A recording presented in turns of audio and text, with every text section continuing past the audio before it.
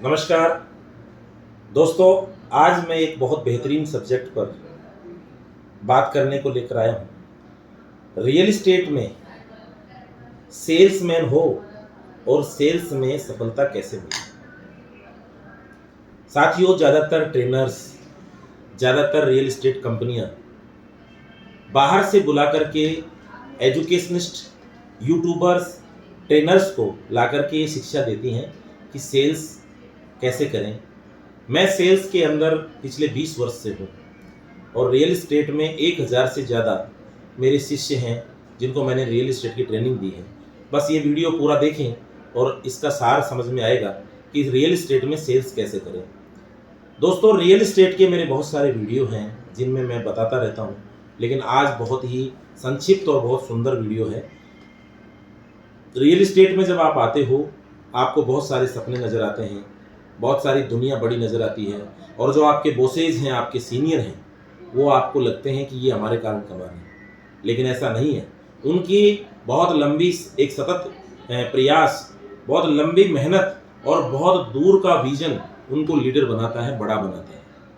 लेकिन बहुत सारे साथी जब इस रियल एस्टेट के अंदर डूबते नहीं हैं, रियल एस्टेट के अंदर बहुत अंदर तक नहीं जाते हैं, जब सामने अपने लीडर को देखते हैं या किसी सफल व्यक्ति को देखते हैं, तो उनके सिर्फ दिमाग में होता है कि ये तो तुक्का है। लेकिन मेरा ये मानना है कि रियल एस्टेट सेल्स कोई तुक्का नहीं है। रियल एस्टेट सेल्स एक साइंस है, रियल एस्टेट एक आर्ट है, रियल एस्टेट एक फिलॉसफी है। अगर आपको सेल करना है तो सबसे पहले आपको सेल्स की नेचर समझनी पड़ेगी। सेल्स की नेचर 4 है। पहली नेचर है रिलेशन बेस्ड सेल। अगर आप जीवन में किसी व्यक्ति को, किसी ग्राहक को अपने साथ कनेक्ट नहीं कर पाए, अपने साथ एंगेज नहीं कर पाए, अपने साथ रिलेट नहीं कर पाए, या ग्राहक के अकॉर्डिंग आप नहीं हो पाए, तो रिलेशन नहीं बनेगा, और जब रिलेशन नहीं बनेगा तो सेल नहीं होगी। इसलिए हिंदुस्तान में 90% सेल्स रिलेशन बेस होती है। कनेक्ट हो जाइए, चिपक जाइए, जुड़ जाइए। कोई ग्राहक के साथ महिला आई तो बहन बना लीजिए, बुजुर्ग महिला आई तो माताजी बोलिए, कोई अच्छा सा व्यक्ति है तो बड़ा भाई बोलिए, कोई बुजुर्ग है तो पिताजी, चाचा जी, ताऊ जी बोलिए।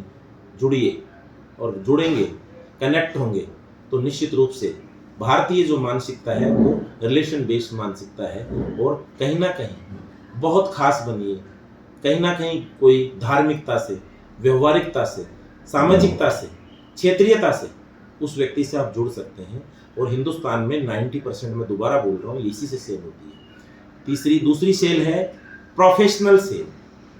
जैसे कि एक वकील होता है, वो अपने फील्ड में एक सीए होता है, चार्टेड अकाउंटेंट होता है, उसका एक अपना फिक्स एजुकेशन होता है, और उसी एजुकेशन के बेस पर उसके पास क्लाइंट आते हैं, ग्राहक आते हैं, और वो अपने कानून के अनुसार, अपने नियमों के अनुसार उस क्लाइंट को हैंडल करता है। इसी तरह रियल एस्टेट के भी अपने नियम हैं, कानून हैं, फिक्स प्राइस पॉलिसी है, रेट्स हैं, लोकेशन है, एरिया है, स्पेसिफिकेशन है, यूनिट प्रॉपर्टी का स्पेसिफिकेशन। ये सब आपको अगर नॉलेज है, अगर रियल एस्टेट का, प्रॉपर्टी का कन्विक्शन आपका पूरा है, जैसे सीए, चार्टेड अकाउंटेंट, वकील, या जो भी प्रोफेशनलिज्म के लोग होते हैं, उनको अपने फील्ड का पूरा कन्विक्शन होता है, अपने फील्ड में वो महारथी होते हैं, मैं ये कहूँगा। अगर आप भी रियल एस्टेट में महारथी हैं तो सबसे बेहतरीन और सबसे शानदार जो सेल्स का तरीका है वो प्रोफेशनल सेल का तरीका है। प्रोफेशनल लोग ज़्यादा सफल होते हैं, सबसे ज़्यादा रिजल्ट प्रोफेशनलिज्म के आते हैं। और एक सबसे बड़ी सेल है, थर्ड जो सेल है वो है बॉस सेल। बॉस बनो, बहुत बड़े आदमी बनो, और ऐसा शो करो कि सामने वाले को ऑर्डर करने से भी कुछ बिक जाता है। ये बहुत बड़े लोग या बहुत प्रभावशाली लोग या इन्फ्लुएंसर टाइप के जो लोग होते हैं, वो तीसरे प्रकार की सेल कर पाते हैं। और चौथे प्रकार की सेल होती है, अनभिज्ञ लोग भी कभी कभी सेल कर देते हैं। जैसे कोई बहुत बड़ा पैसे वाला व्यक्ति है, लेकिन उसको सेल्स का कोई पहली 3 सेल, रिलेशन नहीं बनाना जानता, प्रोफेशनल नहीं है, ना बॉस है, उस तरह के व्यक्ति की भी सेल होती है। अज्ञानी टाइप का व्यक्ति होता है, लेकिन पैसे वाला होता है, धनाढ्य होता है, या सब्जी की रेडी पे एक मूर्ख सा आदमी बैठा होता है, या उसको सेल का तरीका नहीं पता होता, लेकिन कस्टमर की नीड होती है, बहुत हाइपर नीड का कस्टमर होता है। तो इस तरह के अज्ञानी व्यक्ति से भी, इनोसेंट से भी या लॉजिकल इलॉजिकल व्यक्ति होता है, उससे भी सेल हो जाती है। 4 प्रकार की सेल है दोस्तों। इनमें आपको देखना पड़ेगा कि कहीं ना कहीं आप चूक कर रहे हैं क्या। अगर आप कहीं गलती नहीं कर रहे हैं तो आप सफलता की तरफ हैं। मैं सेल करने के तरीके पर बात करूंगा, सेल कैसे हो सकती है। रियल एस्टेट में कभी भी कोई रास्ते चलते क्लाइंट नहीं होते हैं। 99% क्लाइंटों को सेल और विजिट के लिए इनवाइट करना पड़ता है। मेरा ये मानना है कि कस्टमर से कम्युनिकेशन की 2 तरीके होते हैं, या तो कस्टमर आपके पास सामने आके खड़ा है या टेलीफोन पे है। तो आपका जो पहला अभिवादन है वो बहुत बेहतरीन होना चाहिए, और वो इतना हाइपर सेंसिटिव होना चाहिए, इतना लॉजिकल होना चाहिए, इतना जो आपका वॉइस टोन है वो एक लेवल का होना चाहिए। आप अगर बॉस हैं तो बॉस जैसा, आप अगर मैनेजर हैं तो मैनेजर जैसा, और आप एक टेलीकॉलर है तो टेलीकॉलर जैसा, आपका सेल्स टेलीकॉलर है तो ऐसा होना चाहिए। यहाँ से शुरू होती है यात्रा, और उस यात्रा के दौरान उस कस्टमर को पहले उसकी चॉइस सुने, अपना प्रेजेंटेशन अभिवादन 25 से 30 सेकंड का आपने दिया, जिसमें ग्राहक आपके साथ टिकेगा या जाएगा ये डिसाइड होता है। तो आपका जो पहला कम्युनिकेशन है, हेलो नमस्कार मैं फला सिंह, आप कोई प्रॉपर्टी देख रहे हैं, बहुत शानदार बेहतरीन प्रॉपर्टी, यानी भारी भरकम शब्दों के साथ जब आप प्रेजेंट होते हैं तो ग्राहक 90% स्टे करता है।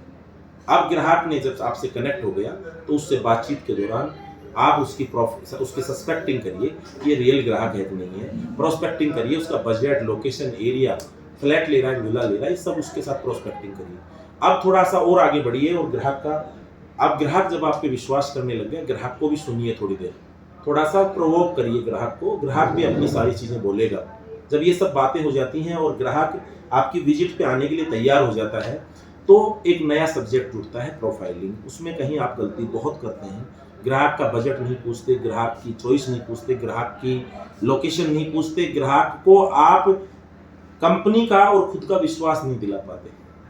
प्रोफाइलिंग का मतलब ये नहीं होता है कि सामने वाले का ऑपरेशन करना है। कई बार आप अपना विश्वास भी दिलाएं, सर मैं एक बहुत अच्छा आदमी हूँ, मेरी कंपनी बहुत अच्छी है, मेरा प्रोडक्ट बहुत अच्छा है, ये सब बातें, और मेरी रेट फिक्स प्राइस पॉलिसी।